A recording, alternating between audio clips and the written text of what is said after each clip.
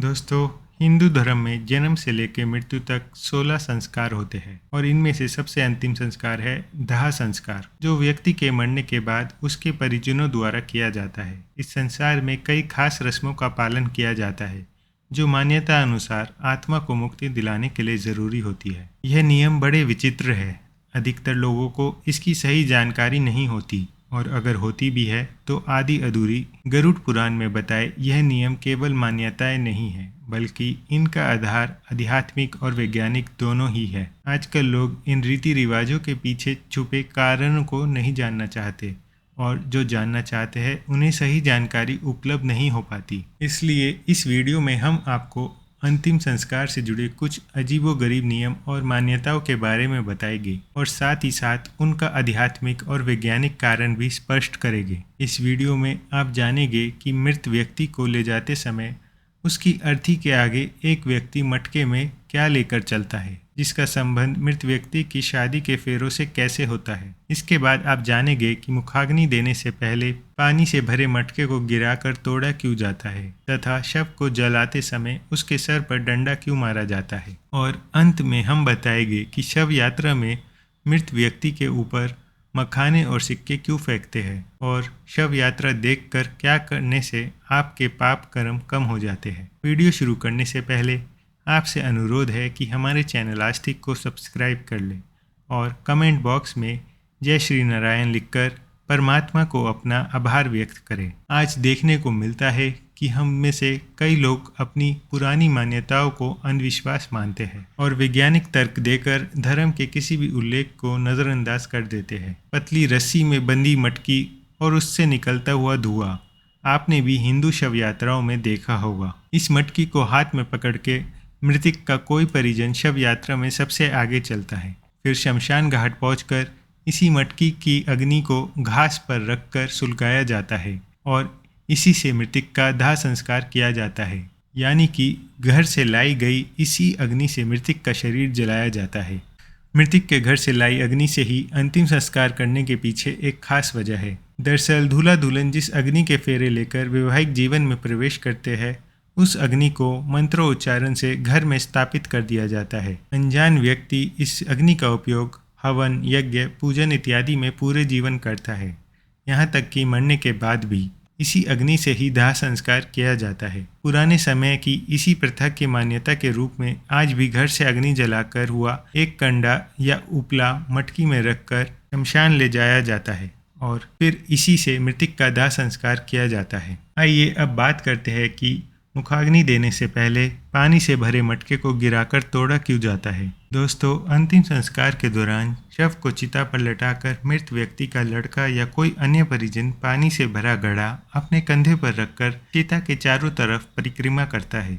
इस घड़े में एक छेद होता है जिससे पानी निरंतर गिरता रहता है। परिक्रमा करने के बाद यह घड़ा जमीन पर गिरकर तोड़ दिया जाता है, जिसके बाद ही शव को अग्नि दी जाती है। आइए जानते हैं ऐसा करने का धार्मिक और वैज्ञानिक कारण। दोस्तों, शास्त्रों के अनुसार हर चीज नश्वर है। सजीव से लेकर निर्जीव तक सभी एक निश्चित समय पर नष्ट हो जाते हैं। हिंदू धर्म के अनुसार जीवन एक छेद वाले घड़े की तरह है जिसमें आयु रूपी पानी हर पल टपकता रहता है और ऐसे ही बूंद बूंद करके मटके से गिरते गिरते वह पानी कुछ पलों में खत्म हो जाता है। ठीक वैसे ही जैसे किसी जीव की आयु एक निश्चित समय पर समाप्त हो जाती है। जब आयु खत्म हो जाती है तो निष्प्राण शरीर जमीन पर गिरकर नष्ट हो जाता है। इसी के प्रतीक स्वरूप घड़े को जमीन पर गिराकर तोड़ दिया जाता है। इस प्रथा से समाज को विरक्त का संदेश मिलता है और मृत आत्मा का अपने संबंधियों से मोह टूटता है। दोस्तों, अगर ऐसा लगता है कि इसके पीछे सिर्फ अंधविश्वास है तो आपको बता दें कि ऐसा बिल्कुल भी नहीं है। इसके पीछे एक ठोस वैज्ञानिक कारण है। पुराने समय में शमशान घाट नहीं हुआ करते थे। ऐसे में शव को खेतों में जलाया जाता था। मटके में पानी भरकर शव के चारों ओर घूमने के पीछे वैज्ञानिक कारण यह रहता था ताकि जब शव को जलाया जाए तो आग केवल उसी क्षेत्र में रहे, आगे न फैले। इसी वजह से परिक्रमा के दौरान पानी गिराकर वहाँ की जमीन को गीला कर दिया जाता था।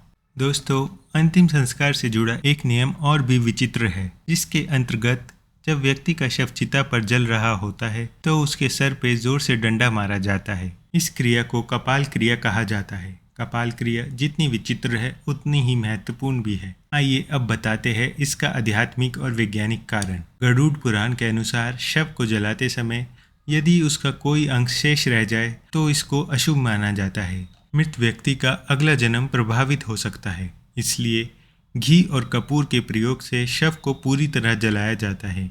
कई बार पूरा शरीर जल जाने पर भी सर नहीं जल पाता, इसलिए डंडे से प्रहार करके उसे फोड़ दिया जाता है जिससे वो पूरी तरह जल जाए। डंडे से यह प्रहार खोपड़ी के बीचों बीच किया जाता है जहाँ पर ब्रह्मरंध्र होता है। धार्मिक मान्यताओं के अनुसार जिस व्यक्ति का ब्रह्मरंध्र भेद दिया जाता है तो उसे स्वर्ग मिलता है। यह भी संभव है कि अंतिम संस्कार के समय यदि खोपड़ी पूरी तरह ना जले तो तांत्रिक उसे अपने साथ लेकर तंत्र क्रियाओं में इसका उपयोग करते हैं।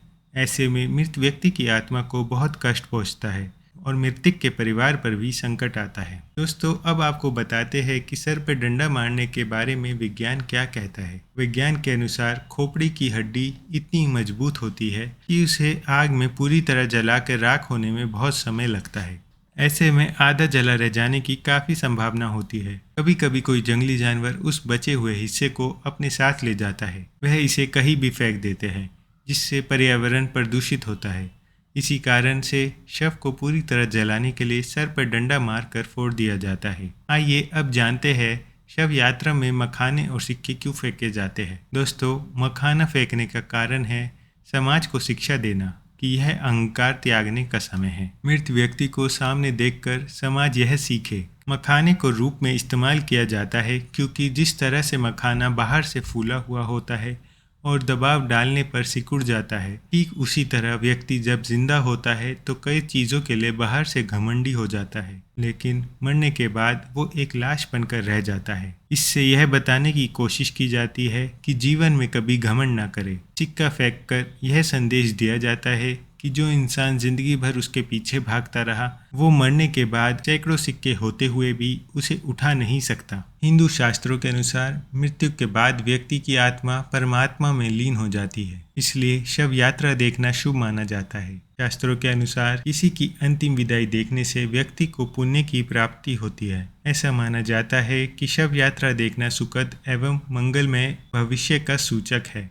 मान्यता यह भी है कि यदि काम पर जाते समय शव यात्रा दिख जाए तो अधूरे काम पूरे होने की संभावनाएं बनने लगती है। दुखों का नाश और सुखी जीवन का आगाज होता है। जो आत्मा तुरंत निकल जाती है वह अपनी अर्थी के साथ चल रही होती है और जो उसे प्रणाम करता है उसे आशीर्वाद देती है, जिससे व्यक्ति के पुण्य बढ़ते हैं। शव यात्रा के महत्व को गरुड़ पुराण में इस तरह लिखा गया है कि यदि कोई व्यक्ति किसी मृत व्यक्ति को कंधा देता है तो उस व्यक्ति को एक यज्ञ के बराबर का पुण्य मिलता है। अगर यह वीडियो आपको अच्छी लगी हो तो वीडियो को लाइक करें और ऐसी ही वीडियोस को देखने के लिए हमारे चैनल आस्तिक को सब्सक्राइब करें। सर्वे शुभम भवतु। मिलते हैं अगली वीडियो में।